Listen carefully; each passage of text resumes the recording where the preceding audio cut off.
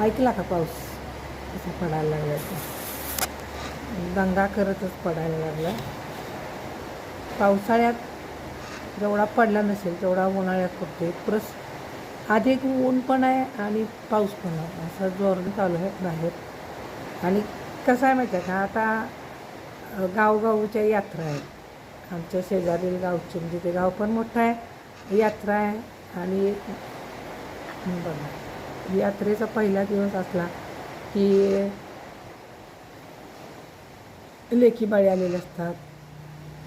आदल्या दिवशी देवाला नारळ देतात, देवाचं पूजन करतात. परत म्हणजे कोणी कुठल्या कुठल्या गावात शिडी बगाड असतं, कुठल्या गावात हे असतं आंबील घागरीतून नेतात, कावडी केल्या जातात, कावडी नेल्या जातात देवाला. तिथं तो कावडीतून नेलेला आंबील घुगऱ्या वगैरे प्रसाद दिला जातो, असं असतं. आमच्या गावात पोळ्या करतात आणि पहिल्या दिवशी गाड्या असतात, म्हणजे बैल वगैरे झुपायची आणि बैलांचंच गाडा असतात, सजवलेल्या असतात बैलगाड्या. तर पूर्वी यात्रेच्या आदल्या दिवशी माहेरवाशिणी यायच्या, देवाला नारळ पाणी द्यायच्या, लेकरासनी पायाव घालायला घेऊन यायच्या देवाच्या. देवाला नमस्कार करून माहेरात राहून पोळ्यापाती खाऊन लेकरं बाळा घेऊन 2 दिवस मौज करायची. दुसऱ्या दिवशी सकाळी असतो तो म्हणजे मटणाचा रस्सा. मटण असतं गावात सगळीकडं. आज आमच्या शेजारच्या गावची यात्रा आहे आणि आत्ता अशी पद्धत पडली गावोगाव की यात्रेच्या दिवशी नृत्य करणाऱ्या नृत्यांगनांना सुपारी दिली जाते मोठी मोठी, आणि मोठ्या मोठ्या प्रमाणात असा सजावट वगैरे करून मोठ्या प्रमाणात एक असं एकदम सुंदर असा छत वगैरे उभा करून तिथं हा कार्यक्रम ठेवला जातो. आणि कसं होतं, पूर्वी कसं असायचं, यात्रेच्या आदल्या दिवशी पोळीचं जेवण असतं गोडाचं. त्या दिवशी संध्याकाळी तमाशा उभा राहायचा. तमाशा कुठं उभा राहायचा? पारावरती तमाशा उभा राहिला की तो सकाळी 8, 9, 10 वाजेपर्यंत असायचा आणि लोक तिथे जाऊन बसायचे. म्हणजे ते पूर्ण 13-14 तास तो तमाशा चालायचा.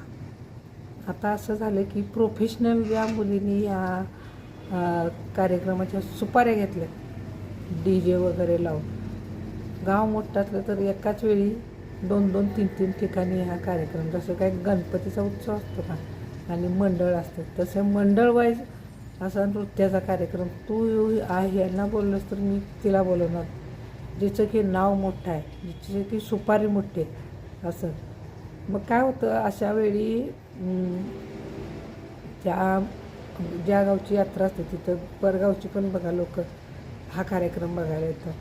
तिथं मग हुल्लडबाजी होते, त्या बायकांच्या अंगावर कुठं नोटा फेक. मग ज्यांना दारू वगैरे पिलेले असतात ते लोक काय करतात, काहीतरी आगाऊपणा करतात, त्यांच्यात काहीतरी वादावाद होते, त्यांच्यात आणि ह्यांच्यात काहीतरी वादावादी झाली की जो गावचा असतो त्याला युग असतो ना, आमच्या गावातून आमच्याकडं आमचा कार्यक्रम बघायला आला आहे, ते आला आहे आणि वरनं आमच्याशी भांडते. आता ही चांगली माणसं कोण भांडत नाही, पण जे जरासं पिऊन वगैरे असतात, लावलेले असते ज्यांनी लेवल, अशी लोक हे वादविवाद करतात. म्हणजे यात्रेचं पण स्वरूप बदललं.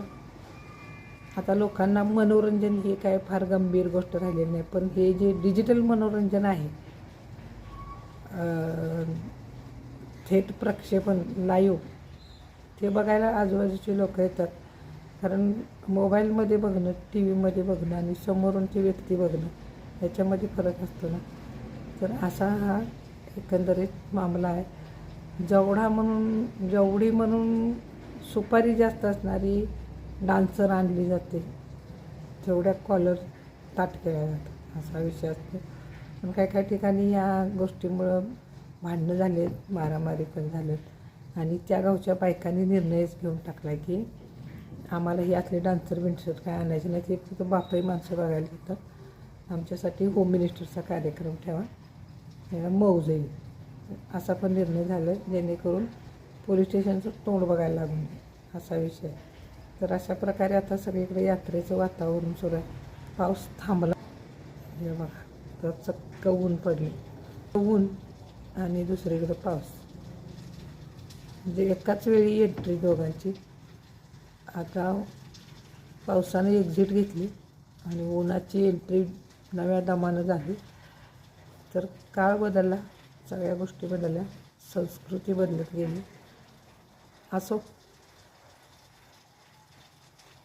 ज्या ठिकाणी चांगलं आहे त्या ठिकाणी वाईट असतं, ज्या ठिकाणी वाईट आहे त्या ठिकाणी चांगलं पण असतं. असं हे माणसाच्या आयुष्यात वर्षानुवर्ष चालूच आहे. तर हे चालणार, ह्याच्यावर चर्चा होणार, मी तुम्हाला सांगा, तुम्ही ऐकणार, तुम्ही मला काहीतरी तुमच्या व्हिडिओच्या माध्यमातून सांगणार, मी ऐकणार. म्हणजे विचारांची देवाणघेवाण, एकमेकाचे विचार ऐकायचे, दुसरं काय नाही.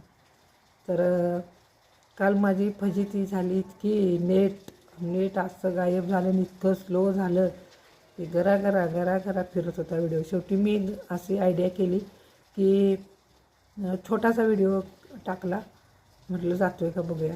तर तो सकाळी गेला, जाऊ दे म्हटलं, गेला आहे तर गेला, आता काय त्याच्यात बदल करायचा नाही, गेला. सगळ्यांनी बघितला असेलच तुम्ही, तर ठीक आहे. यात्रेवरती अशा प्रकारे झाल्या गप्पा आणि पाऊस पण निवळ आणि ऊन पडलं छानपैकी.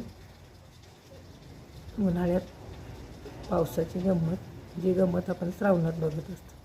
चला, तरी ह्या गप्पा काय नॉनस्टॉप असणार आहेत, थांबणारच नाहीत. आणि आता मी या ठिकाणी थांबणार आहे, कारण सांगायचं राहिलं, मी आजपासून, आज कुठला वार आहे, सोमवार.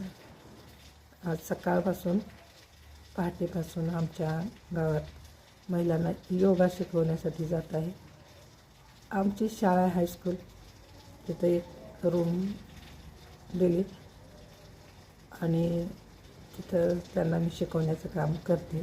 तर ही गोष्ट मला खूप माझ्या आवडीचीच गोष्ट करायला मिळाली.